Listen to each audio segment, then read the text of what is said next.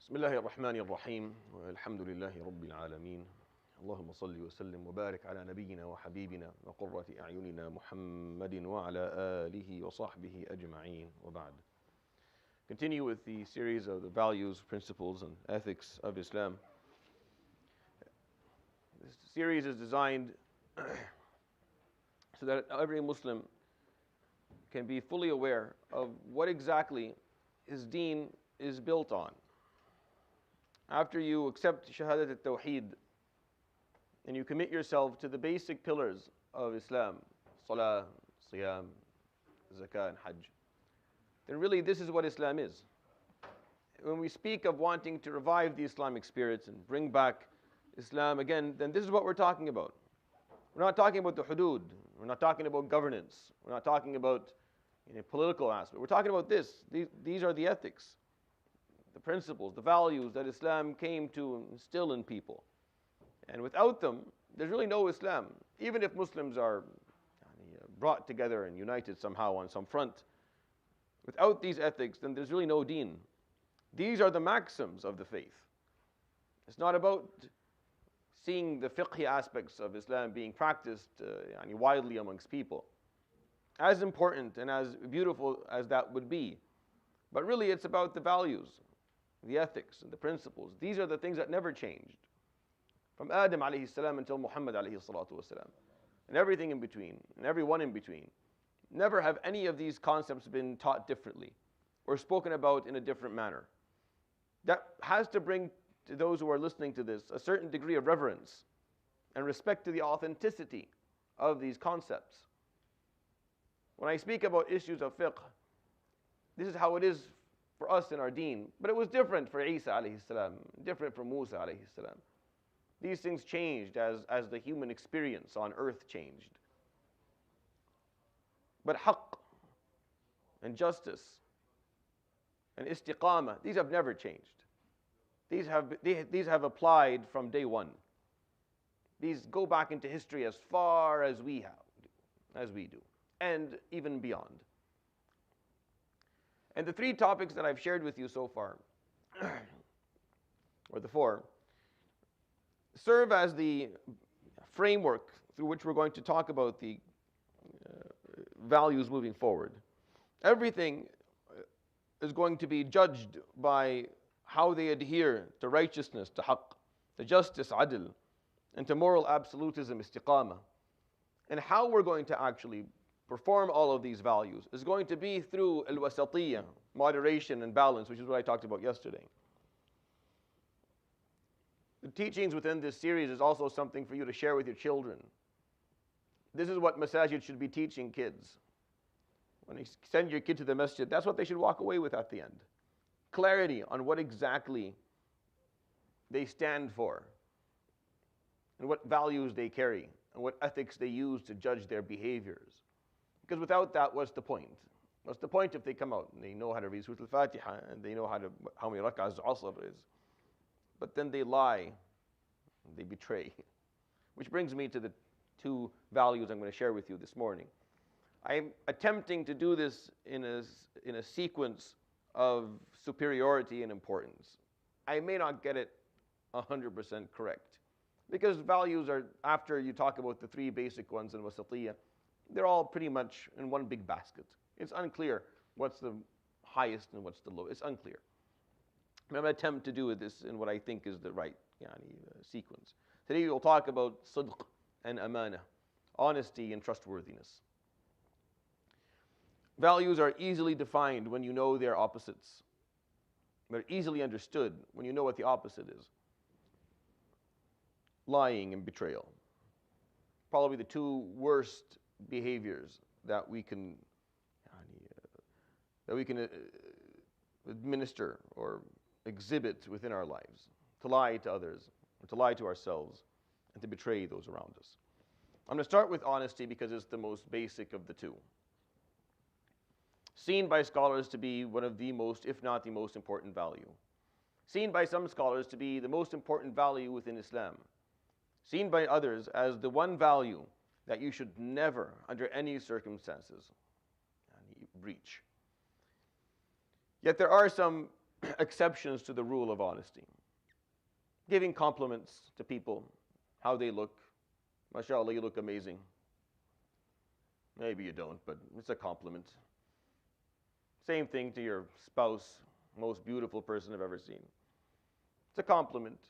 You're not offering this judgment in a competition where people are going to be rewarded. If you did, then that would be lying. But it's a compliment. It's there just to make people feel good about themselves. When you're coerced in war, you can lie. When people have fought and you know deep inside they don't want to be at odds with one another, so you say something nice about, oh, Wallah Fulan loves you. Just a islah. This is not considered lying. But outside of these very specific and simple exceptions, there's absolutely no good reason for you to breach honesty. There's never, aside from these simple exceptions that are logically and through reason understood to be not to be lying to begin with, there's never a good reason to lie. Honesty is absolute. And it starts at the most basic level of your experience. It starts with yourself. It starts with being honest with yourself. I spent, I think, 9 weeks during the Tazkiyah series a few months ago talking about self-honesty. If you can't be honest with yourself, then everything that comes after will be distorted.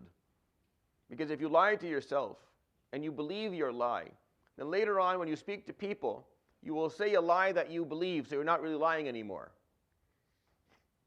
If you believe your lie, then you're not really lying when you speak to people. When you tell them something, and you truly believe it, you're not lying. At that moment, you're actually honest. But the problem is that you lied 2 steps before, and you committed yourself to that lie. And now, there's no way to fix this. And there's no way to fix this outside of you going back those 2-3 steps, acknowledging that you lied at the beginning, changing that so that the consequences can change. People do this so often that there are people on the Day of Judgment. يَوْمَ يَبْعَثُهُمُ اللَّهُ جَمِيعًا فَيَحْلِفُونَ لَهُ كَمَا يَحْلِفُونَ لَكُمْ وَيَحْسَبُونَ أَنَّهُمْ عَلَى شَيْءٍ أَلَا إِنَّهُمْ هُمُ الْكَاذِبُونَ. The people will be resurrected and brought to God. And they will swear to him, I swear to you, Ya Rabb, I didn't do this, or I didn't mean it, or that wasn't my intention. Just like they swore to you in dunya. وَيَحْسَبُونَ أَنَّهُمْ عَلَى شَيْءٍ. And they truly believe that they're onto something. That's literally what the translation is. They believe deep inside that they're onto something with that oath that they took. Why? Because they lied to themselves for so long. They believe it now. They believe that they didn't do it, but they did. أَلَا إِنَّهُمْ هُمُ الْكَاذِبُونَ. Indeed, these are the true liars, because they lied on a subatomic level. They started on a level of lying where you can't correct it anymore. When you look at the Quran tells us the story of Sayyidina Ka'b. And at the end of his story, because Ka'b didn't go on the battle of Tabuk with the Prophet ﷺ, the most difficult of all the battles because of how far it was and when it was. It was at the year number 8. It was a very bad timing. They were tired after 8 years of war. They were tired. They wanted, and it was Tabuk was 1,000 kilometers away in the middle of August. It's a horrible timing for everything didn't click. And he was doing well. He had the wealth and he had the means and he had everything. He was young enough and he could have gone, but he just didn't. He just kept on postponing and procrastinating. And at the end, he didn't end up making it. When the Prophet ﷺ came back and all the munafiqeen stood in line to lie to the Prophet ﷺ and tell him, no, I broke my leg, my daughter was sick, I was away traveling, whatever. Make something up. ﷺ sends them on their way. May Allah forgive you. But Sayyidina Ka'b didn't. He told the truth. He told the truth, as difficult as it was. As difficult as telling the truth was at that moment, because only him and Sayyidina Hilal ibn Umayyah and Marar ibn al-Rabi', 3 people, that's it, told the truth that day. Everyone else lied. They told the truth. They said, Ya Rasulullah, we had no excuse. Honestly, there was no reason for us not to do this. We just didn't. So the Prophet ﷺ would hit him on his thigh. أَمَّا هَذَا فَقَدْ صَدَقَ. As for this person, he has told the truth. Referring to those who didn't. قُمْ حَتَّى يَحْكُمَ اللَّهُ فِيكَ. Go home until Allah subhanahu wa ta'ala tells me what the judgment is for you. The The judgment was 50 days, no one speaks to him, causing him and the two with him almost a nervous breakdown. It almost ruined them. At that time in life, and similar to now, to these days, now maybe phones will mask it a little bit. For you to be ostracized by your own society, for no one to speak to you, Kaaba almost lost his mind. No one would do this. He stopped going to the masjid. He started praying on his roof because there's no point. He goes to the masjid, no one looks at him. Assalamu alaikum, no one answers. The Prophet ﷺ would not look at him. You're not owed anything for being honest. You're not owed anything for being honest. You just be honest. Don't wait for a reward because you told the truth. Don't expect the red carpet to be rolled out because you told the truth. No, expect consequences for telling the truth when you made a mistake. Expect those consequences to be in full. But you tell the truth because the moment you ruin or distort the fabric of reality, one day that distortion that you caused will snap back at you. And it'll snap back hard. The bigger the lie, the more painful the correction that will occur in dunya or the akhirah. Because whatever you're running away from in dunya by lying, you will find way worse waiting for you on the other side on the day of judgment if you commit to that lie. We often feel that if you tell the truth, then we're worthy of praise. No, you do this for you. You do this because the moment you allow yourself to lie, you have began walking down a path that is extremely dangerous and there's almost no way to come back from. And you will pay the price for this full. You tell the truth because there's no other way to live. Because there's no other way to live. There's no other way to behave aside from being honest. Everything else won't work. Anything else won't work. And you will pay for it. And it will ruin whatever ethics that you have. And it will take away from you the things that matter.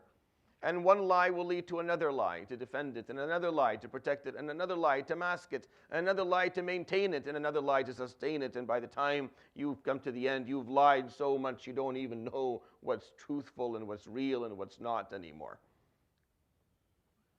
And people live like that. People get caught up in a web of lies that they don't even know that they're lying anymore because it's just so natural. They've been doing it for so long. And one lie leads to the other, and you have to, if you're young, then listen to this. Because it's much easier not to walk down this path than to walk down it and then figure out your way back again from it. It's much easier just to stop and just be honest. Truth as it is, reality as it is. Explain it. Don't hide anything. You see, when you're honest, it forces you to make better choices. Because the better choices you make, the less reason there is to lie. It's bad choices that put us in compromising situations where we want to lie. It's when we've done something wrong that we feel I have to make something up here. Because if I don't, I'm going to look really bad. So we come up with a lie. So we start behaving better because it's just easier. There's less reason for it. This concept of صدق is a behavior in our deen, is a value that we carry that serves as the basis for a lot of other values and ethics within our deen. And the reason that I pair it up with amana, with trustworthiness, is because trustworthiness is basically just two things. It's honesty and the preservation of other people's rights. It's adl. So when you put honesty and adl together, you end up with trustworthiness. When you're entrusted with my vulnerability, you're entrusted with my wealth, for example. You're entrusted with my secret. You're entrusted with whatever you're entrusted with. Something that I have that you now know about or you are now caring for. It's a right of mine. It's one of my huquq that you're taking care of. But if you're not honest, there is no way to trust you. If you remove honesty, then trustworthiness crumbles immediately. One of the most difficult things in life is to build trust. Honesty is just actions. Trustworthiness is a pattern that builds a reputation that requires a long period of time. But one breach of it will remove it forever. One breach of trustworthiness, that's it. Trust is gone. That's why honesty is so important. The moment you lie to someone, they'll never trust you again. They can't trust you again. If they're aqil, if they have any degree of reason, then they'll never trust you again fully. They'll always keep distance and make sure Was that truthful? I don't know. Well, he lied once, he could lie again. Which explains to you why the story of the Prophet ﷺ walking through those doors before prophecy is so meaningful. It's so meaningful. Because when he walked through those doors, ﷺ, when they were fighting, when people's hands were dipped in blood, and they were ready to begin a civil war over who was going to get the honor of Al-Hajar al-Aswad, and they decided whoever walks through this door can judge between us. He walks through ﷺ unknowing of this problem to begin with. فَقَالُوا الْأَمِينَ. See, some narrations say الصادق الأمين. No, there's no صادق in it.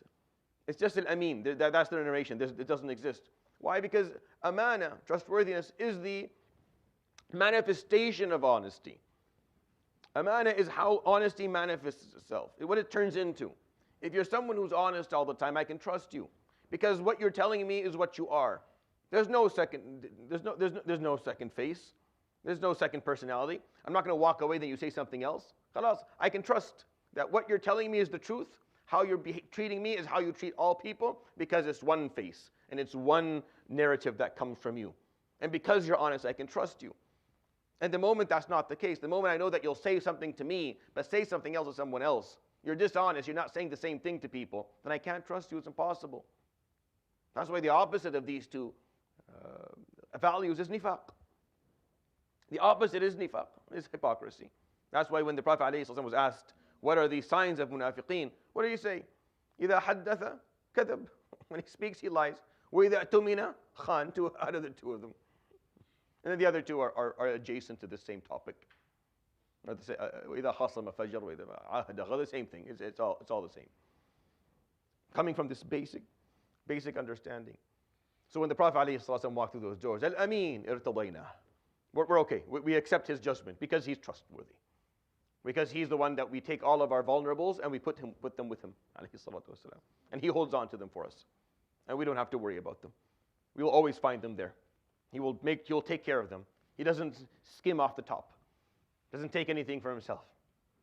He never lies. When he stood on the mountain, ﷺ, he asked them, if I told you that an army was going to raid you right behind that hill over there, would you believe me? They said, مَا جَرَّبْنَا عَلَيْكَ كَذِبًا قَطَّ. We've never known you to lie before. We've never actually experienced the wording, the actual meaning of the term. We've never experienced a lie with you before. You've known you for 40 years. Never have you told us something and it turned out to be a lie. That was his character, alayhi salatu wasalam. He would leave, alayhi salatu wasalam, Mecca and go to Medina and make sure Ali stayed behind to give back all of the amanat. People who tried to assassinate him, alayhi salatu wasalam, 5 times. His own relatives who tried to put the knife to his neck because he didn't agree with them, kicked him out of his country permanently. He never lived in Mecca again. And he knew that once he left, he was never going to be able to come back again. They took away from him his hometown. They took away from him his home. They took that away, and yet he kept Ali to give back the amanat. Famous story. Why? Because this ethic is, it's hard to manufacture trust. It's one of the most difficult things the human race is up against. Institutions trying to become trustworthy in front of their congregations is difficult. You need transparency, you need peer review, you need audits, you need to show, and still all it takes is one time. You lie once or you hide once and the people never trust you again. Can you blame them? No, you can't. You can't. Because this is a reputational issue. Because it's manifestation of it. Sidq is a very delicate value. It's very delicate. It's the easiest one to breach.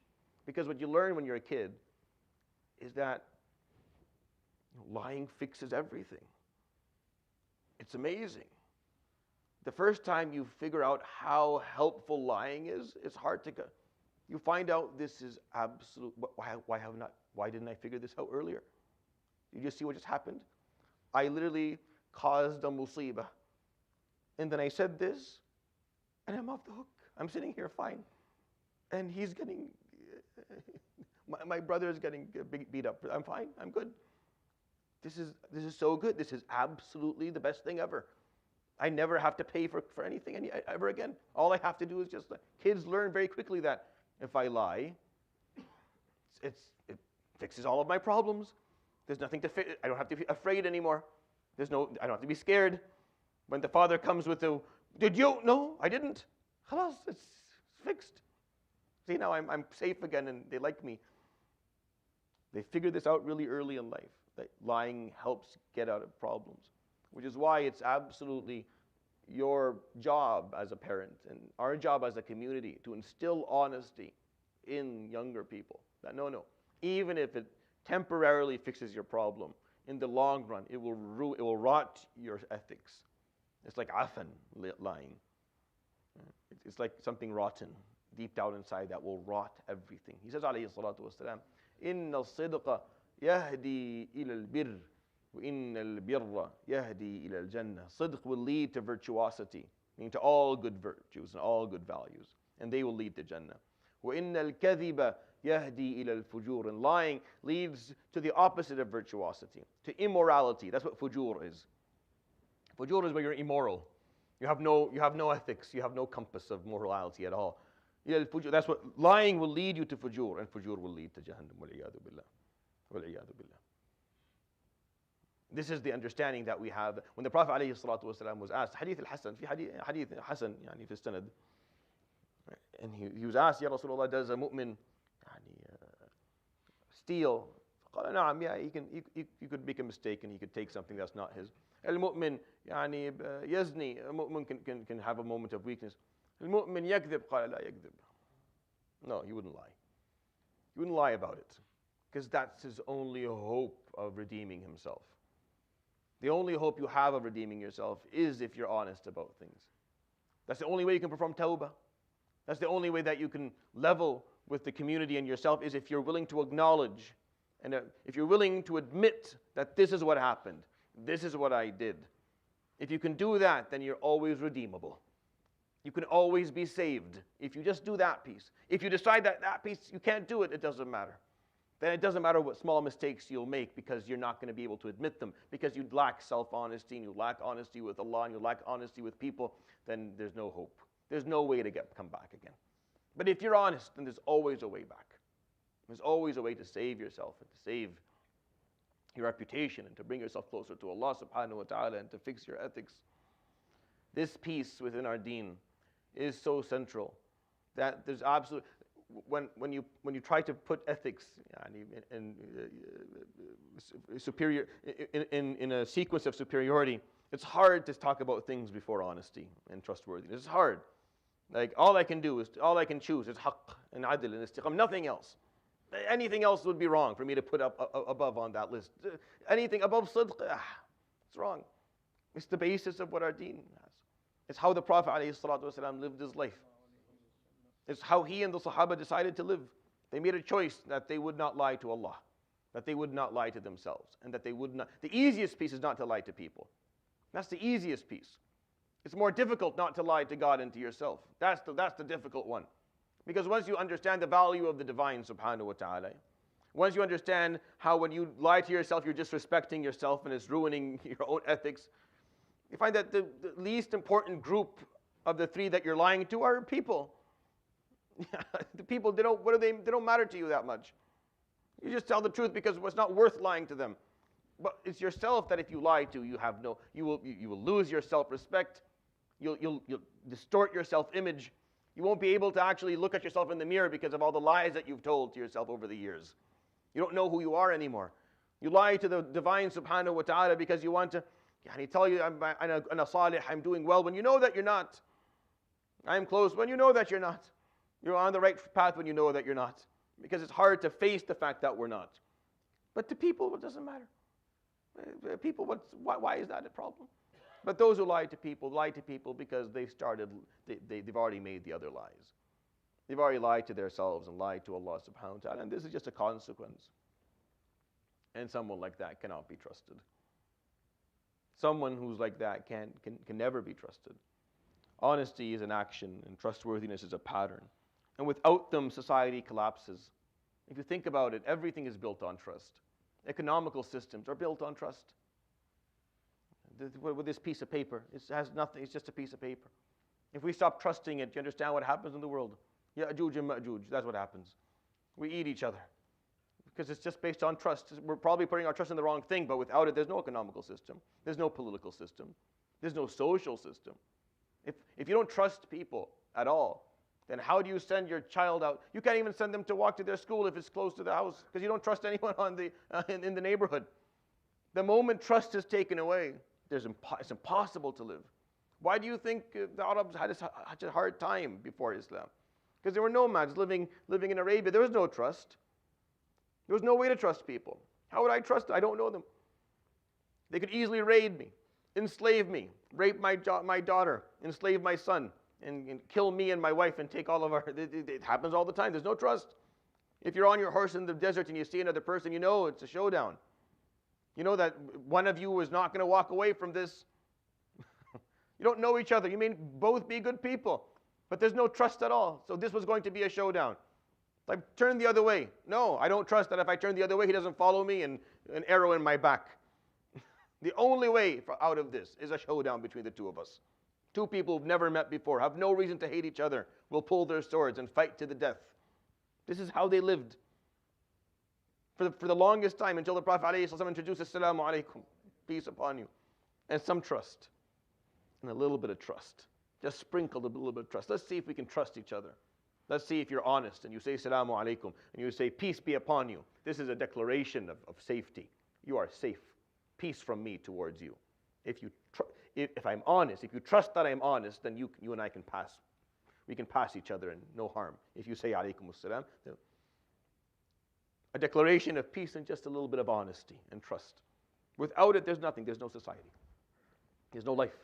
We can't live. This has to be instilled in young people from a very, very early age. You must tell the truth, and people must be able to trust you. If people don't trust you, then you have no hope in life. And the moment people stop trusting you, khalas, you're abandoned by society. You're abandoned. You can't get a job. You can't get married. You can't build anything because people, they lack trust. It's interesting to see sometimes people who have that problem and they can't see it. They're struggling. They can't get married. They can't find a job. They can't build friendships. And I know why. Because I don't trust them. Because I sit with them and they ask me and I don't trust them for many reasons. There's devious behaviors. It's obvious they're hiding things. It's obvious that they're not telling the full story. It's obvious that. And they don't see it. And they think society is abandoning them. It's not abandoning them. They've just been identified as people who are dishonest and not worthy of trust. And once we fear lying and betrayal from you, khalas, you live alone. You live unwell. These two ethics are the main values that exist within our deen. Muslims are identified by them, the hallmarks of being a follower of Muhammad alayhi salatu wasalam, because that's who he was, الصادق الأمين, the truthful one, the honest one, and the trustworthy one. And if we can't emulate him there, then there's not much less for us to talk about. I hope that was a benefit to you. Subhanakallah bihamdik. Ashhadu an la ilaha illa anta astaghfiruka wa atubu ilayk. Wa sallallahu wa sallam wa baraka wa 'azzama ala nabiyyina wa habibina wa qurrati